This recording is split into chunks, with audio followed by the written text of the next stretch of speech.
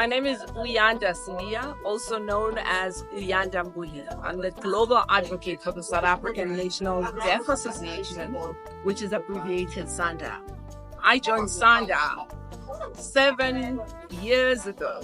It's actually 7 years, 2 months. I went to SANDA's offices about 8 years ago to find out some of the bottlenecks that they were facing and if I could assist SANDA. So we started an advocacy relationship where I had to open doors within the broadcasting world, where we needed interpreters on the news or certain segments, because I was touched during Nelson Mandela's funeral when I heard some of the deaf community members saying the person who was an interpreter on television had lied to that community.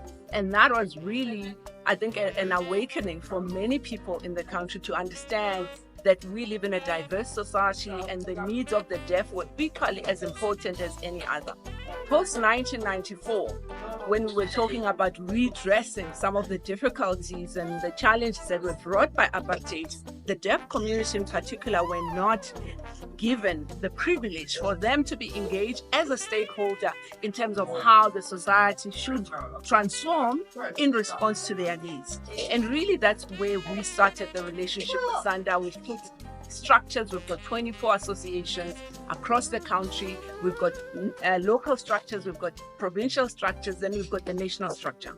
I'm part of the national structure. I'm the only speaking person within SANDA, but we do have interpreters who can speak and interpret. SARS has been adopted as a 12th official language, a lobby movement that we started about 10 years ago, in particular SANDA, which I joined 8 years ago. And I've been actively a part of for 7 years and 2 months.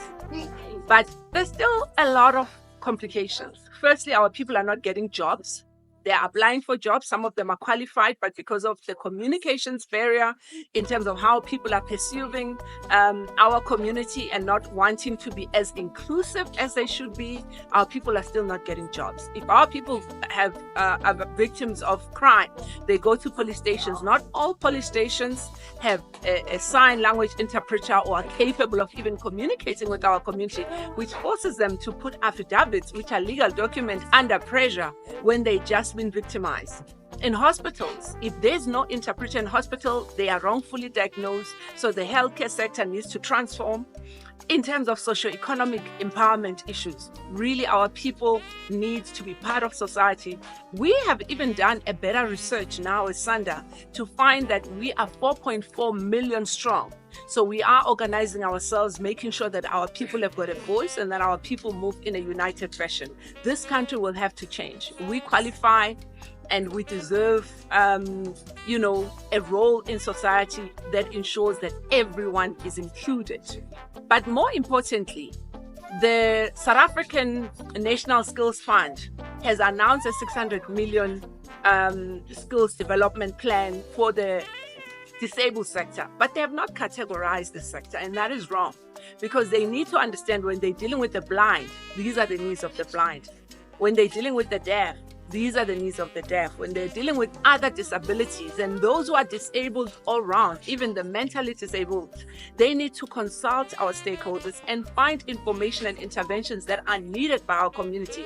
Let our community be the voices that give them information and that brief them before they go and spend such money, because now these expenditures will happen and they will say that our community was empowered, and in actual fact our community will not be empowered, and that is our problem. So that's why as SANDA we stand forward now. We're organizing our community. We've created those associations so that we speak all of us in one voice, and my job is to amplify and make sure that the deaf has a voice. I'm not deaf myself, but I understand my people, and more importantly, what people don't know is that my salary as SANDA is donated fully to deaf programs. So I don't take a single cent from this community that I advocate for.